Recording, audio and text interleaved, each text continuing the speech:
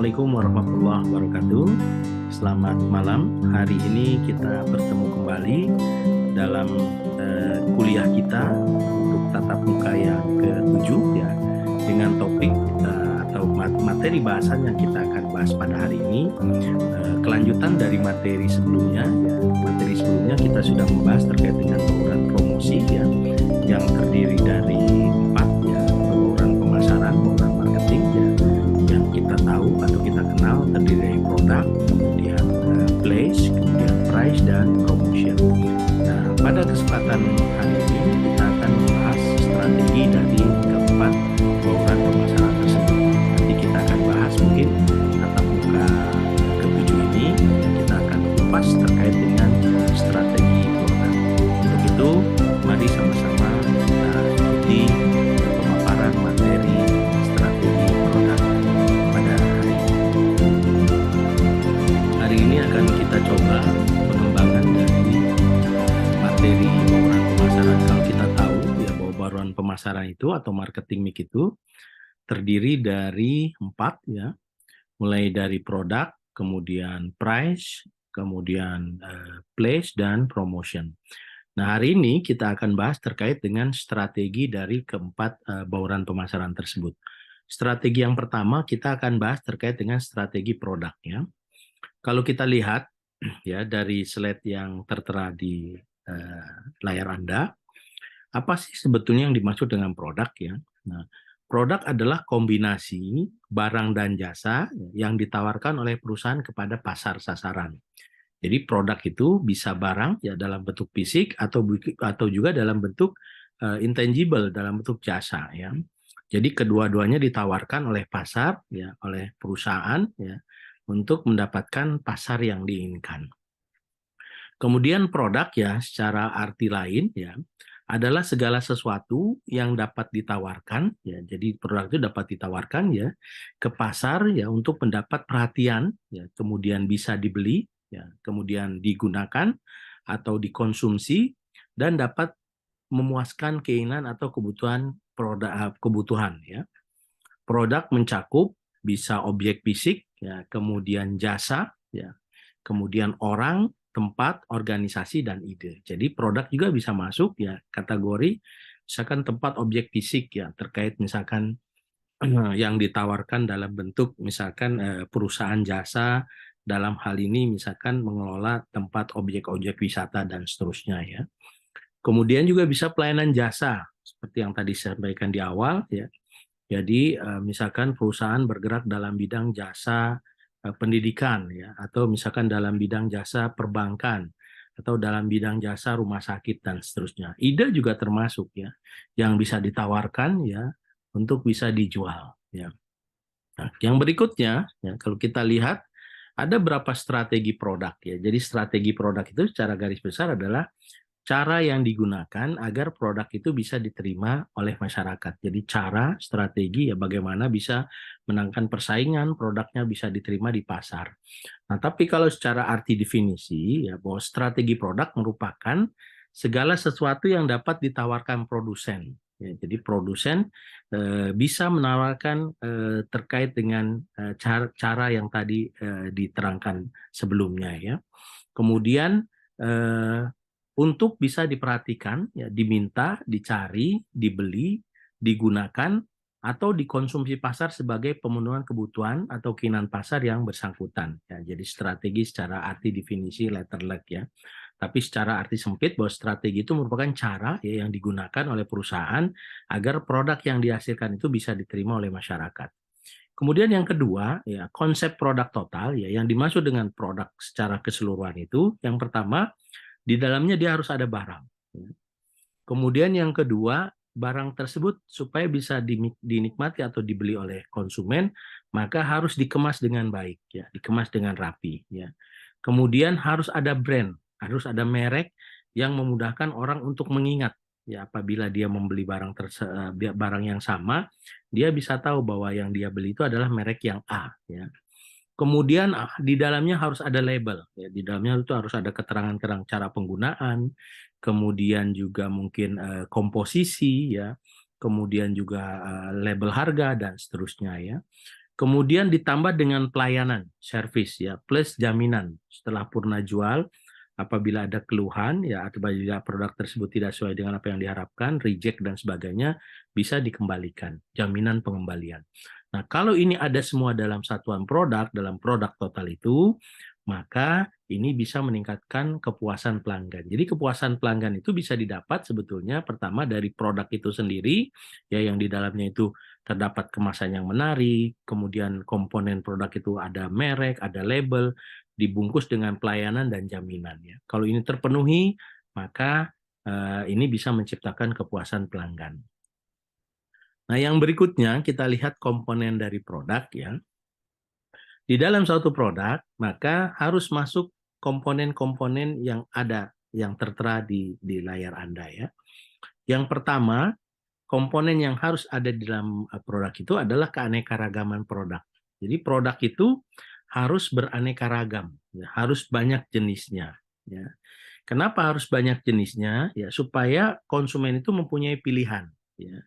Jadi konsumen itu mempunyai ketertarikan untuk bisa menggunakan produk tersebut. Kalau kita berikan contoh yang paling mudah, misalkan kita angkat saja satu brand ya, air mineral ya. Misalkan salah satu leader produk untuk air mineral kita tahu Aqua ya.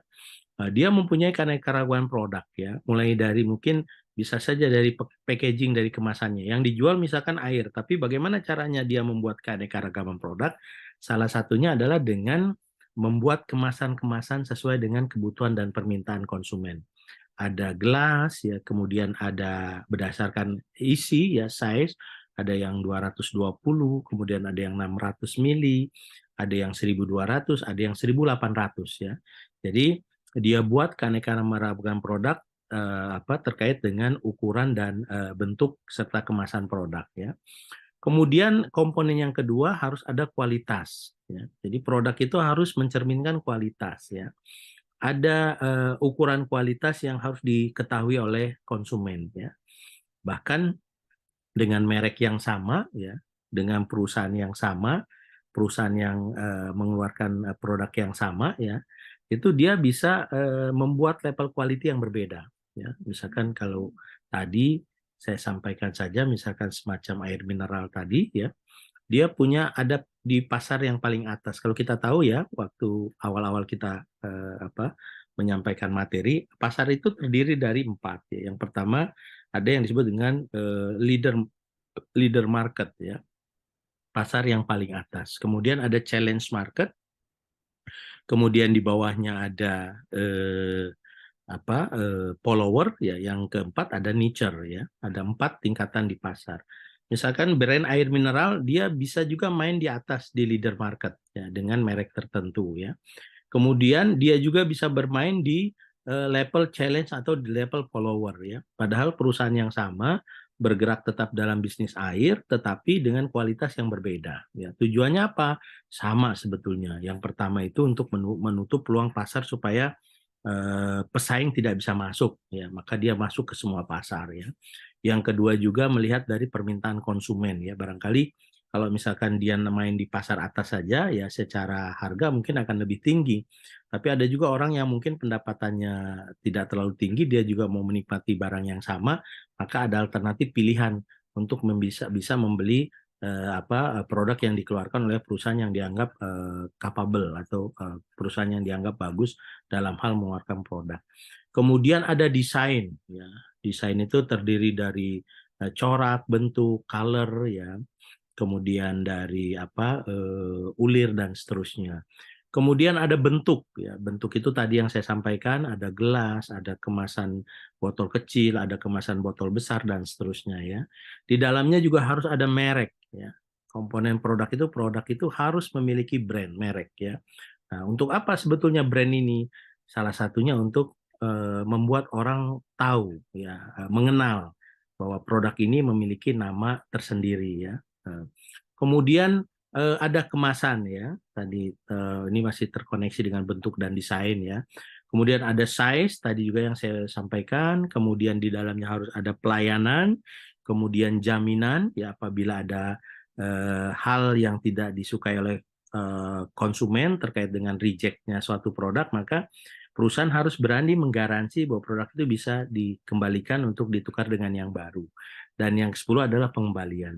Nah ini ya ada 10 komponen yang harus ada di dalam konsep produk, mulai dari keanekaragaman produk, kemudian kualitas, desain, bentuk, merek, ya, kemasan, ukuran, kemudian pelayanan, jaminan, dan pengembalian. Yang berikutnya kita lihat bahwa ada 8 strategi terkait dengan produk. Ya. Nah ini yang paling penting kalau kita bicara tentang strategi produk, sebetulnya ada 8 strategi yang bisa dilakukan perusahaan dalam rangka mengeluarkan produk baru ya. Nah, strategi-strategi tersebut ya yang pertama terdiri dari strategi positioning produk ya. Yang kedua, strategi repositioning produk. Kemudian yang ketiga, strategi overlap produk ya. Kemudian yang keempat, strategi lingkup produk. Kemudian ada desain produk, kemudian eliminasi produk, kemudian strategi produk baru dan strategi diversifikasi. Yang paling sering biasanya kita sering mendengar strategi yang paling umum adalah strategi diversifikasi produk ya. Pada saat produk tersebut sudah mencapai titik jenuh atau sudah masuk ke pasar untuk pengembangan pasar, maka dilakukan strategi yang terakhir biasanya dengan melakukan strategi diversifikasi. Tapi sebetulnya kalau kita lihat bahwa strategi produk itu terdiri dari 8 ini ya. Ada strategi positioning, ya memposisikan produk itu mau main di mana, kemudian repositioning, berarti kalau kita bicara repositioning itu berarti ada posisi yang harus dilakukan, ditata ulang kembali, karena mungkin bisa saja ada kesalahan dalam positioning sebelumnya. Baik, untuk lebih lanjutnya kita sampai kita lihat saja ya dari penjelasan ini. Yang pertama kita akan bahas satu persatu terkait dengan strategi yang tadi ya. Ada 8 strategi ya. Yang pertama adalah strategi positioning produk. Nah, kalau kita lihat strategi positioning produk merupakan strategi yang berusaha menciptakan diferensiasi yang unik dalam benak pelanggan sasaran.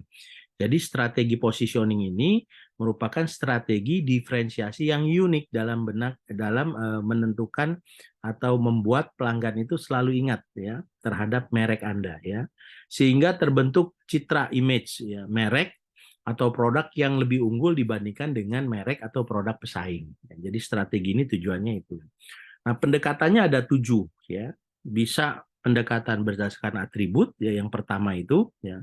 Misalkan pada saat produk itu baru dikeluarkan, di launching, maka yang pertama itu dilakukan bisa berdasarkan pendekatan atribut. Pendekatan atribut itu apa? Pendekatan atribut itu adalah pendekatan yang dilakukan dengan mengedepankan misalkan simbol ya, atau logo ya, kemudian bisa juga dari warna, bisa juga dari brand dan seterusnya ya. Misalkan kalau kita lihat pendekatan penguatan pada positioning produk banyak ya yang kita lihat di iklan-iklan media sosial yang sekarang ini sedang berlaku. Misalkan salah satunya penguatan pada warna misalkan kalau warna hijau ya secara sekilas orang sudah paham tuh ya kalau di sosmed begitu kita sedang menggunakan media sosial tiba-tiba ada iklan penguatannya pada warna misalkan warna hijau orang sudah tahu tuh itu kalau tidak Gojek ya bisa saja misalkan merek-merek lain yang penguatannya pada warna hijau tersebut ya, GoFood dan seterusnya ya. Kemudian bisa misalkan dia penguatan pada warna orange misalkan ya. Orang sudah tahu itu untuk orange itu kira-kira apa brand yang penguatan brand apa itu ya. Atau bisa juga pada logo, misalkan pada logo centang misalkan tanpa ditulis brandnya orang sudah tahu tuh kalau centang itu berarti untuk logo merek tertentu. Nah itu penguatan positioning berdasarkan atribut. Kemudian yang berikutnya positioning berdasarkan harga dan kualitas. Jadi pada saat produk baru tersebut di launching atau diluncurkan ya, maka dia menekankan pada kualitas dan harga. Ya, biasanya untuk barang-barang yang branded lah ya, misalkan kayak semacam kalau gadget ada iPhone ya, kemudian ada Apple. Orang sudah tahu kalau brand tersebut berarti penekanannya pada harga dan kualitas ya. Jadi kualitasnya sudah pasti bagus, harganya juga akan mengikuti. Ya. Kemudian positioning berdasarkan aplikasi. Ya. Ada juga produk-produk yang pada saat di launching ya dia bersaing dengan produk yang sudah ada dengan penguatan pada aplikasi. Dulu kalau kita ingat ya sebagai contoh, misalkan gadget ya merek Nokia dulu. Ya. Siapa yang nggak kenal Nokia? Nokia itu dulu merajai pasaran untuk aplikasi handphone ya. Kemudian begitu masuk produk baru ya dengan aplikasi yang begitu dianggap cukup lengkap ya dan mengikuti perkembangan pada saat itu, maka dengan sendirinya pasar Nokia itu terancam itu ya. Kemudian bahkan sampai sekarang akhirnya Nokia itu sudah masuk ke PLC tahap yang keempat ya. Jadi posisi di mana sudah tidak bisa diangkat lagi dan bahkan sudah mulai akan hilang dari peredaran ya. Jadi masuknya BlackBerry dengan aplikasi yang begitu lengkap sehingga merontokkan pasar-pasar gadget brand Nokia tersebut ya. Kemudian sekarang juga sudah bergeser dengan Samsung ya, kemudian dengan merek-merek seperti iPhone ya, Vivo, Oppo dan seterusnya. Termasuk sekarang kalau misalkan merek yang penekanannya pada aplikasi ya, kalau tidak salah itu brand handphone merek Oppo ya. Jadi Oppo itu penguatannya pada kameranya ya. Dianggap bahwa kalau kita menggunakan handphone tersebut ya maka penguatan kameranya itu dianggap lebih bagus, padahal kalau kita kembalikan fungsi handphone itu kan sebetulnya untuk alat komunikasi ya.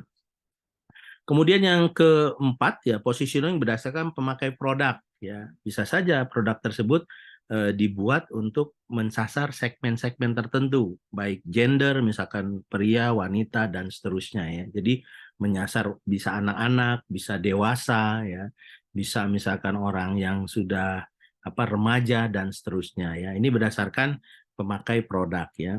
Kemudian positioning yang kelima berdasar kelas produk ya. Jadi kelas produk itu ya tadi ya mengikuti pasar ya. Ada yang menyasar pada kelas produk untuk yang paling atas, misalkan di top di leader market ya, kemudian ada juga di challenge ya, atau dia main di follower di kelas yang ketiga ya ya. Atau bisa juga dia main misalkan di yang paling bawah, nicher ya, pasar yang paling bawah ya. Itu berdasarkan kelas produk ya, disesuaikan dengan tingkatan pasar ya. Kemudian positioning berdasarkan pesaing. Ya. Jadi dia masuk ke pasar untuk menyaingi produk yang sudah ada. Ya. Misalkan kalau mie instan ada Indomie dengan mie sedap itu ya. Mie sedap itu membayang-bayangi brand Indomie itu ya sebagai pesaing dari Indomie tadi mie sedap ya. Kemudian positioning berdasarkan manfaat atau kegunaan. Jadi produk tersebut diluncurkan ya lebih pada pemanfaatan dari penggunaannya lebih pada pemanfaatan ya. Bagaimana produk itu dibuat ya digunakan lebih banyak pada manfaat. Misalkan sabun mandi dibuat bukan hanya untuk membersihkan badan tapi juga untuk kesehatan dan seterusnya. Nah, ini strategi yang pertama ya yang terkait dengan strategi positioning produk ya. Jadi strategi positioning produk itu bagaimana caranya menempatkan produk tersebut ya sehingga konsumen ya menyadari bahwa produk Anda itu lebih unggul dari produk pesaing ya. Bagaimana cara menciptakan di benak konsumen itu bahwa produk Anda itu dianggap lebih unggul ya. Pendekatannya ada 7 ya, ada berdasarkan atribut, harga, aplikasi, pemakai produk, kelas produk sampai dengan manfaat ya. Nah, yang berikutnya, yang kedua adalah strategi repositioning produk. Nah, kalau kita bicara tentang strategi repositioning, berarti ada kesalahan pada posisi sebelumnya. Ya, jadi pada saat dia memposisikan diri, kemudian karena ada kesalahan positioning, maka dilakukan repositioning. Ya.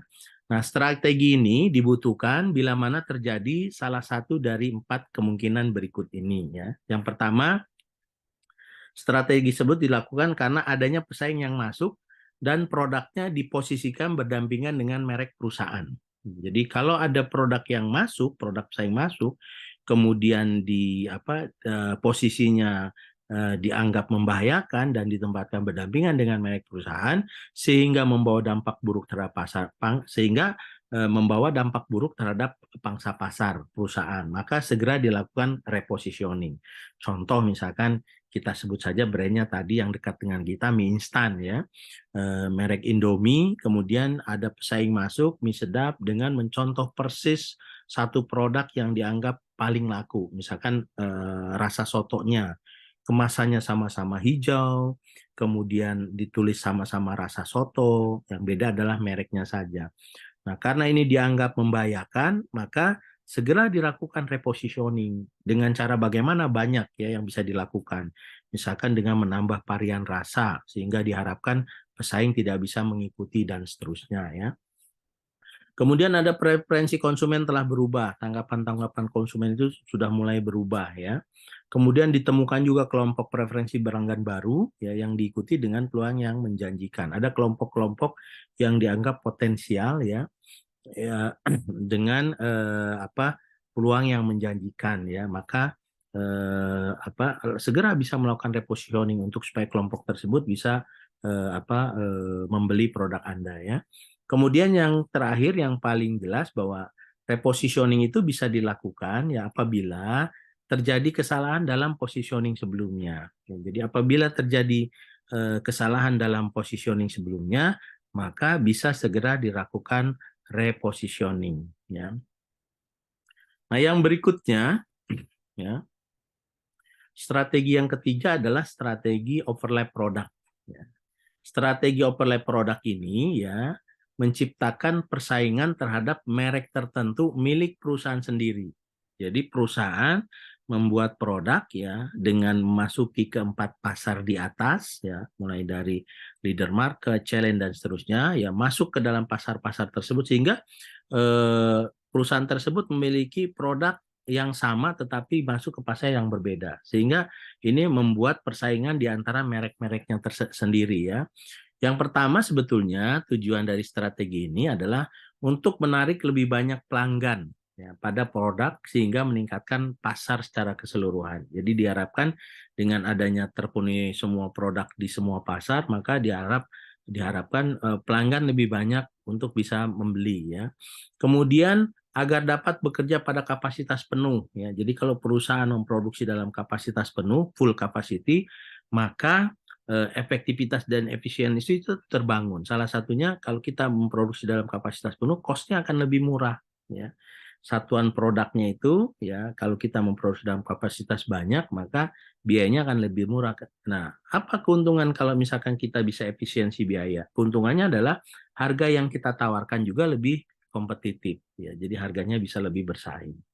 Kemudian yang ketiga, untuk menjual kepada para pesaing ya sehingga dapat merealisasikan skala ekonomis dalam pengurangan biaya. Jadi karena misalkan pesaing melihat kalau dia meniru kemungkinan pembuatan atau biayanya lebih tinggi, lebih baik dia beli saja ya produk yang sudah ada kemudian dia jual sebagai reseller ya dengan mengambil margin dari harga yang dia inginkan ya.